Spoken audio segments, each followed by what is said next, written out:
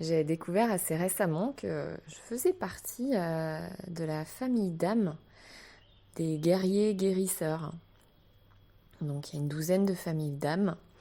Et c'est en lisant un livre en fait qui portait sur ce sujet que ça a vraiment résonné en moi. Cet aspect guerrier qui a toujours été là. Et puis cet aspect guérisseur qui s'est développé avec ces expériences de vie où j'ai dû moi-même me faire soigner et me guérir. À travers les expériences de vie, j'ai donc expérimenté et vécu un certain processus alchimique pour transformer et faire évoluer cette guerrière qui avait appris et avait la croyance qu'il fallait toujours se battre contre. Se battre contre soi, contre les autres, contre tout. Pour enfin accéder à cette sensation d'avoir appris à se battre pour, dans un premier temps, à se battre pour soi, et ensuite à se battre pour les autres, pour le soin, pour l'accompagnement, pour la justice.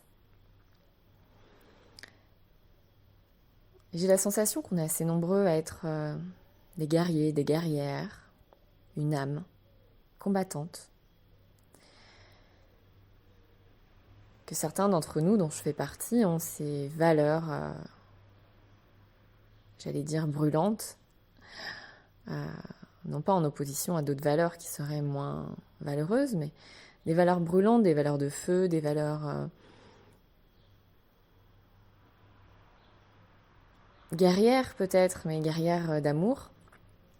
Moi par exemple, bien, j'ai découvert mes valeurs il y a quelques années, qui sont la détermination, l'espoir et le courage. Et finalement, ces valeurs, j'y ai connecté au fur et à mesure de mes expériences dramatiques, où dans un premier temps dans ma vie, j'avais appris à me battre contre moi, à m'adapter, à me compromettre, à rentrer dans le moule, à faire taire. Et puis je me taisais moi-même, je me forçais à me taire finalement. Il y a assez peu de gens qui m'ont contraint à me taire vraiment. C'était surtout moi et mes interprétations et ma vision en fait. Et donc j'étais une guerrière étouffée, une guerrière non reconnue, jusqu'au jour où cette guerrière, elle s'est foudroyée elle-même, elle s'est explosée elle-même plusieurs fois même. Moi j'ai fait trois burn-out, dont un c'est impressionnant puisque les médecins n'arrivaient pas à déterminer ce qui m'arrivait sur tout le corps, sur la peau, sur l'esprit. Et donc en appartenant à cette famille d'âmes de guérisseurs guerriers, de guerrières guérisseuses, on les appelle comme on veut,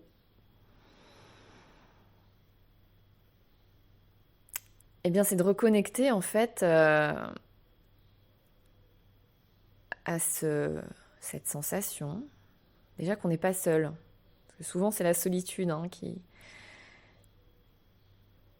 nous habite quand on est un guerrier, une guerrière, quand on est derrière son armure, dans une carapace, dans un faux self, pour finalement se protéger de toutes ces expériences qu'on vit de manière traumatique, blessante, pour protéger cette sensibilité extrême qui se cache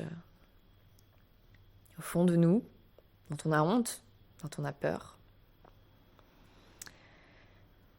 Et aujourd'hui, ma mission, depuis maintenant quelques années, c'est d'accompagner ces guerriers, ces guerrières, guérisseuses, à accéder à leur mission d'âme, et surtout à accéder en paix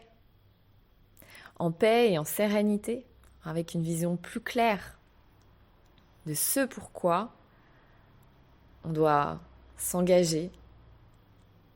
Et finalement, rien que commencer par changer ce mot, se battre, et le faire évoluer en s'engager.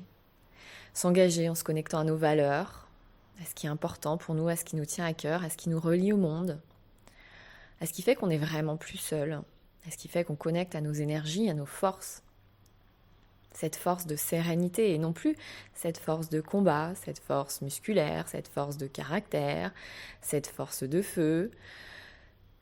On vient l'apaiser, on vient l'équilibrer avec toutes les autres forces, telles que l'ancrage, telles que l'apaisement, et développer comme ça une vision, une vision justement qui nous facilite cet avancement vers notre mission. Et finalement, le terme mission a une résonance assez engagée, assez guerrière. Et je crois qu'il y a beaucoup de choses à défendre finalement dans notre vie. Et au lieu d'être une guerrière qui attaque, de devenir une guerrière qui défend en fait, qui défend ses valeurs, qui défend son temps, qui défend sa vie, qui défend son énergie, qui défend pour ses valeurs en fait. Qui défend ses valeurs finalement.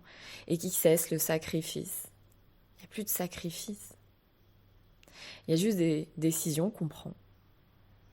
À un moment donné, on prend la décision d'arrêter quelque chose, de s'éloigner de quelqu'un, de changer, de transformer, de reprendre la main, tout simplement.